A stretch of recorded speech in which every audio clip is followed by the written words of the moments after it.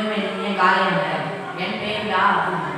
நான் 8ஆம் வகுப்பு ஆ பிரிவில் வேளாண்மை வித்தியாசம் மேல்நிலை பள்ளியில் பயின்றேன். இன்று நான் திருக்குறள் கதைகள் என்ற தலைப்பில் ஒரு திருக்குறளை கூறி அதை கதையாக விளக்கப் போகிறேன்.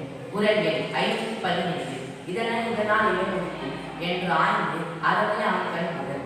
ஒரு நாள் ஒரு தோட்டத்தில் நிறைய குரங்குகள் இருந்தன. அங்கே பல நாள் இருந்த தோட்டக்காரன் குரங்குகளும் நண்பர்களாக இருந்தன. அந்த தோட்டக்காரருக்கு ஊருக்கு செல்ல வேண்டிய வேலை இருந்தது.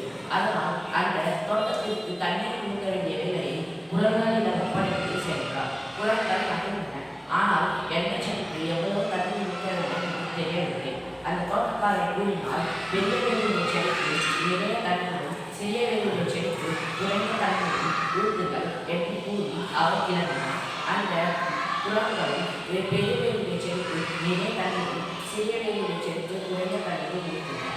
அந்த தோட்டக்காரர் ஊருக்கு சென்று திரும்பி வந்து பார்க்கும்போது எல்லா செடிகளும் வாடி போயிருந்தன. என்னவானது என்று அந்த குரங்களிடம் கேட்டதற்கு வேறு பெருசா சிறுசா என்று பார்ப்பதற்காக அதை பிடித்து பார்ப்போம் என்று கூறினார். தோட்டக்காரர் சோகம் அடைந்தார். அனைத்து செடிகளும் வாடி போயின. இதனையெல்லாம் திருவள்ளுவர் இதனால் இழந்திருக்கும் என்று ஆய்ந்து அதனை அவர் கண்டது என்று திருக்குறள் மூலம் கூறுகிறார். நீதி இந்த